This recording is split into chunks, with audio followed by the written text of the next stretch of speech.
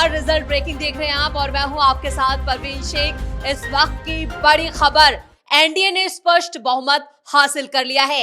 EVM खुलते ही BJP और JDU धड़ाधड़ आगे बढ़ते हुए नजर आ रहे हैं, जबकि महागठबंधन का जो ग्राफ है वो तेजी से नीचे आ रहा है, जिससे विपक्षी खेमे में सन्नाटा अभी से देखने को मिल रहा है। जबकि नीतीश कुमार और एनडीए की तरफ से उनकी ताजपोशी की तैयारी की जा चुकी है। लेकिन इस बीच सबसे ज्यादा चर्चा उन हॉट सीटों की हो रही है जहां पर बराबर नेक टू नेक फाइट देखने को मिल रही है, और कौन कौन से ऐसे मंत्री हैं जो फिलहाल आगे चल रहे हैं और कौन पिछड़ रहा है। इस पर ज्यादा चर्चा के लिए मेरे साथ जुड़े हुए हैं कैपिटल टीवी के एग्जीक्यूटिव एडिटर राजीव सिंह और मेरे सहयोगी हर्ष भारद्वाज।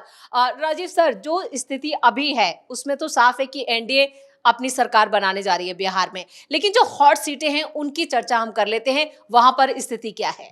हर्ष पूरी लिस्ट लेकर आए हैं। सोचिए पूरा, देखिए एक चीज़ देखा जाए कि जिन हॉट सीट की चर्चा हो रही है उसमें बांकीपुर कहा जाए, तारापुर कहा जाए, लखीपुर कहा जाए, मोकामा कहा जाए, और एक सबसे ज़्यादा इन सबों में चर्चे में है जो खासतौर पे जो यादव बंधुओं की लड़ाई चलते तेज प्रताप तेजस्वी यादव, तो वो है महुआ सीट भी। तो इसमें जो सबसे इंटरेस्टिंग है महुआ सीट की, अगर हम स्टार्ट करते हैं बात करते हैं तो इसमें एक तरह से देखा जाए तो मुस्लिम और यादव ध्रुवीकरण के चलते आसमा परवीन वहाँ से जेडीयू की बागी हैं, वो लड़ रही हैं। दूसरी बात संजय सिंह लोजपा आर से हैं और तेज प्रताप खुद लड़ रहे हैं। लेकिन कभी मुकेश रोशन जो बहुत ही तेजस्वी खास बताए जाते हैं, राजद उम्मीदवार हैं, उनके और तेज प्रताप के बीच में जबरदस्त टक्कर देखने को मिल रही है। कभी मुकेश रोशन आगे जा रहे हैं, कभी तेज प्रताप यादव आगे जा रहे हैं।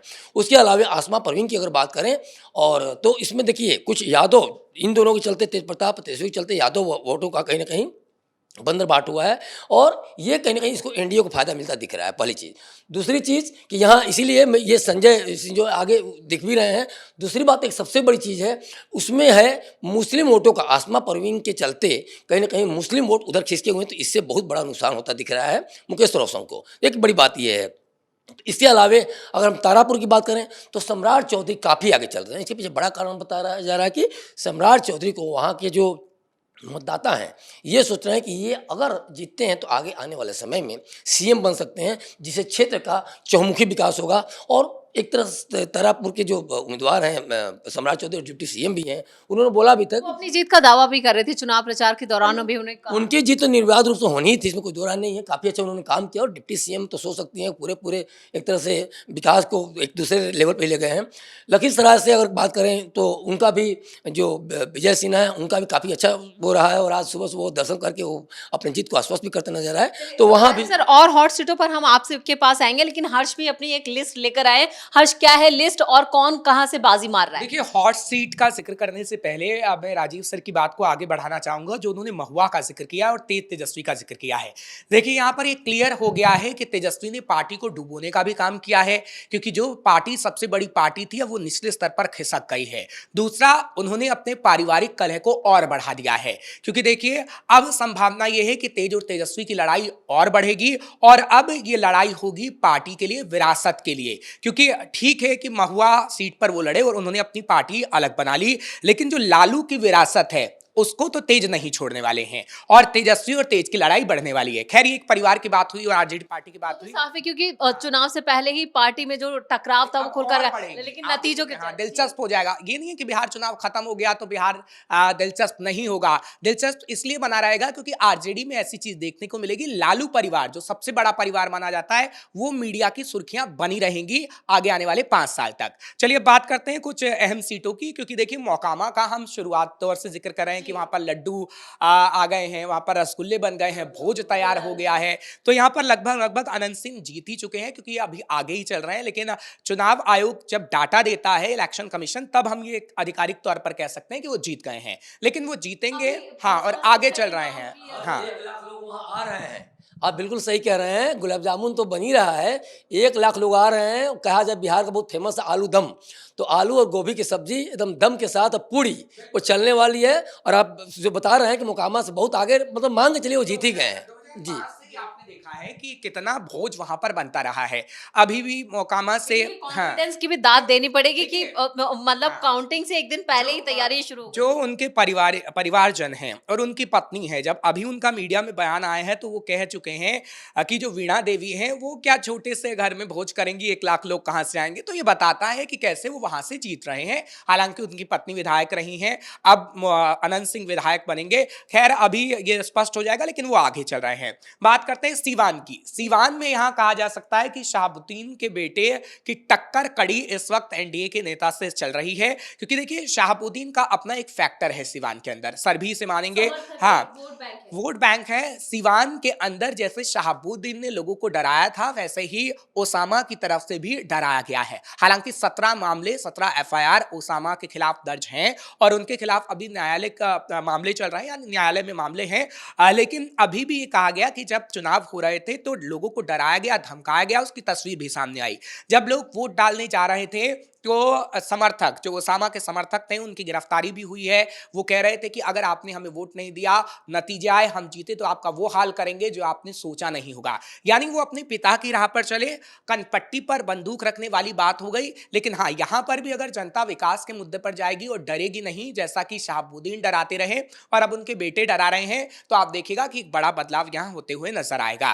सर, इस सिवान के बारे में आप थोड़ा सा। बिल्कुल। राजेश सर, सिवान पर हम जानेंगे क्या समीकरण रहे, क्योंकि एक तरफ तो वो कनपट्टी पे गन वाली पार्टी थी और दूसरी तरफ विकास वाली पार्टी, लेकिन क्या कनपट्टी पे गन वाली पार्टी आगे बढ़ेगी? देखिए, इस बात को समझना होगा, राजद को आज अगर जंगल राज को लेकर बदनाम है तो यूं ही नहीं है। देखिए, उसामा साहब की जो बात है, शहाबुद्दीन के बेटे की, शहाबुद्दीन ने एक समय कैसे चंदा बाबू के बेटों को तेजाब से नहलवाया था, ये पूरे पूरे बिहार में पूरी दुनिया ने देखा था। दूसरी बात एक और है, यही सोचना है कि कैसे राजद शहाबुद्दीन जैसे माफिया अपराधी के बेटे को चुनाव लड़वाती है, कैसे बीजेपी अलीनगर से मैथिली ठाकुर को, जो माता सीता की गुणगान करती हैं, भगवान श्री राम की गुणगान करती हैं, वैसे लोगों को टिकट देती है। तो यही क्लियर हो जा रहा। और देखिए, ये चुनाव में चाहे क्षेत्र की बात छोड़ दीजिए, अगर पूरे बिहार में राजद उखड़ती हुई नजर आ रही है तो इसके पीछे एक बहुत बड़ा कारण है कि उसकी नीतियाँ, उसकी सोच और उसके जो गुंडागर्दी, जो मवाली बना पे निकल आ जा रहे हैं उनके नेता, ये बड़ा फैक्टर है। शहाबुद्दीन का फैक्टर मुस्लिम वाला एंगल जरूर है, लेकिन यहाँ हिंदू वोटों का ध्रुवीकरण देखने को मिलेगा और ये कहीं ना कहीं एनडीए को बहुत बड़ा फायदा मिलेगा। और इसीलिए अभी तक जो हर्ष जी ने भी बताया, वो जबरदस्त टक्कर देखने को मिल रही है।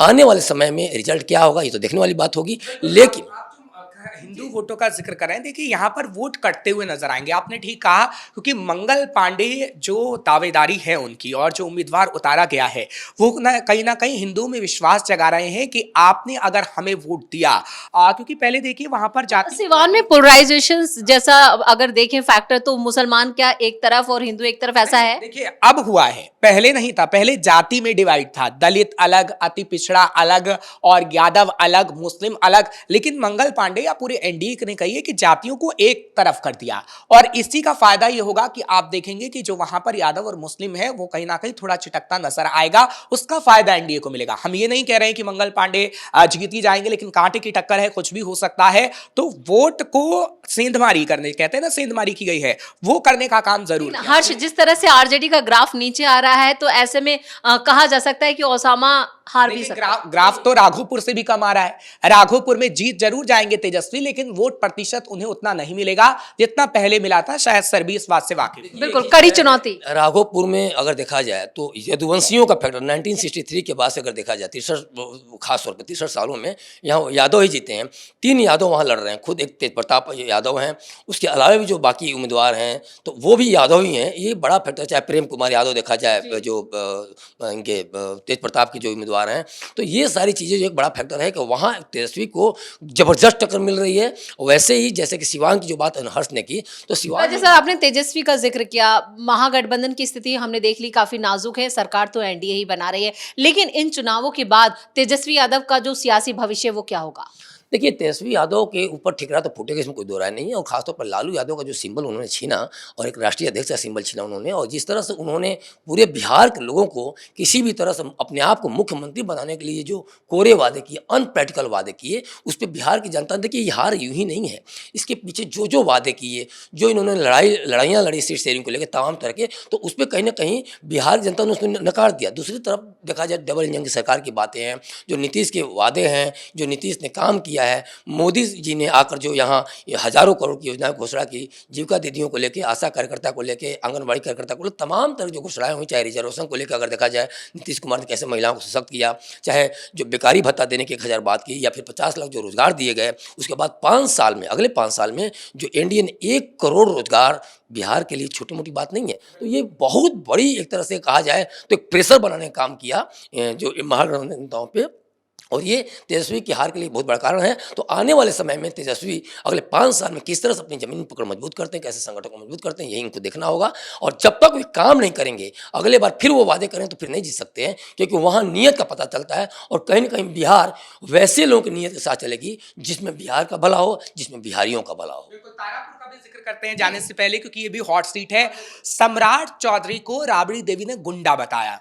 तेजस्वी ने बताया कि वो लड़कियों को छेड़ते हैं। साथ ही साथ लालू प्रसाद यादव की बात करें, जब वो जहानाबाद के अंदर गए तब ये कहा गया कि उनके खिलाफ दुष्कर्म तक के मामले दर्ज हैं, जबकि ऐसा बिल्कुल नहीं था।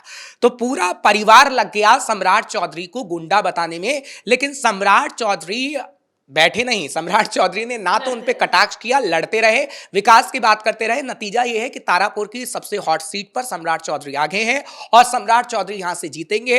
और लालू का जो पूरा परिवार है उसके मुंह पे एक तमाचा लगता हुआ जरूर नजर आएगा। एक और दो सीट और भी बहुत हॉट हैं।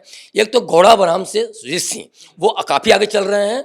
और देखिए वो सीट इसलिए भी चर्चा में है कि जिस तरह से मुकेश सहनी ने वहाँ के लोगों को धक्का दिया, फिर उसको अपने भाई को फिर हटाया, वो धोखा दिया, फिर अफजल अली को अल्पसंख्यक वोट लेने के लिए किया, तो वहाँ सभी लोगों ने, चाहे अल्पसंख्यक हो चाहे सहनी वोट हो, सब के सब सुजीत सिंह के पेपर में चला गया और सुजीत सिंह की जीत वहाँ एकदम पक्की मानी जा रही है। दूसरी बात, नितिन नवीन बांकीपुर से खड़े हैं, सड़क परिवहन मंत्री हैं, सड़क मंत्री हैं। और देखिए उन्होंने जितना सड़कों के लिए काम किया, हर्ष तो काफ़ी कवर किए हैं जाकर उन्होंने। बांकीपुर ने हर्ष ने पूरा खाक छाना, और उसके बाद वहाँ भी हर्ष, अगर मैं गलत नहीं हूँ तो वहाँ के लोगों ने हर्ष को बताया, बल्कि हर्ष ज़्यादा अच्छी तरह से बताएंगे। ग्राउंड थोड़ी सी हर्ष बांकीपुर का जिक्र करते हैं। हम गए, चाहे हम सब्जी मंडी गए या फिर घर घर गए, वहां पर किसी ने भी महागठबंधन के नेता का नाम नहीं लिया, कोई जानता ही नहीं था। क्यों? देखिए, एक बड़ा फैक्टर था कि आप जैसे ही बिहार के अंदर एंटर करेंगे आपको तमाम फ्लाईओवर नजर आएंगे, आपको सड़क नजर आएंगे। अब जो दिल्ली से आपको घंटों लग जाते थे, आप ट्रेन की टिकट कटाते थे, आप अपनी गाड़ी से जल्दी जा सकते हैं। मरीन ड्राइव पे देखिए तेजस्वी खुद वहां डांस करते हुए नजर आए। तेजस्वी फंस गए कि कैसे, उन्होंने तो अपनी सरकार में ये बनाया नहीं, लेकिन यही है कि क्योंकि सड़क परिवहन मंत्री विकास काम किया है और इसका 14 घंटे की दूरी प्रवीण जी वहाँ 4 घंटे 5 घंटे में सिमट गई। मैं भभुआ वगैरह में गया, भभुआ वगैरह में जहाँ 15 किलोमीटर की दूरी सोचिए 2 से 3 घंटे में तय होती थी, अब वो मैं 12 मिनट 15 मिनट 20 मिनट में तय हो रही है। सोचिए कितना बड़ा वो डेवलपमेंट है। लेकिन जनता भी इसका साथ दे रही है, कहें कि जो विकास किया है। तो एक बार फिर यहाँ पर कह सकते हैं कि मोदी और नीतीश की जोड़ी पर बिहार की जनता ने भरोसा जताया है। आ गई सरकार, आ गई समझ। चलिए, आप दोनों का बहुत बहुत धन्यवाद इस तमाम बातचीत के लिए। तो एनडीए जिस तरह से आगे बढ़ रही है उसका दबाव महागठबंधन पे साफ साफ नजर आ रहा है। हॉट सीट की बात की जाए तो हॉट सीट में दोनों डिप्टी सीएम विजय सिन्हा और सम्राट चौधरी काफी आगे निकल चुके हैं और कुछ घंटों में तस्वीर पूरी तरह साफ हो जाएगी। इधर तेज प्रताप ने भी तेजस्वी यादव को डेंट पहुंचाने का पूरा इंतजाम कर दिया, वो भी रुझानों में नजर आ रहा है। और ये रुझान जैसे ही नतीजों में तब्दील होंगे तो महागठबंधन एक बहुत बड़े सन्नाटे में जाने वाला है। तो मेरे साथ बड़ी खबर में इतना ही। कैमरामैन कुणाल के साथ मैं परवीन शेख, कैपिटल टीवी।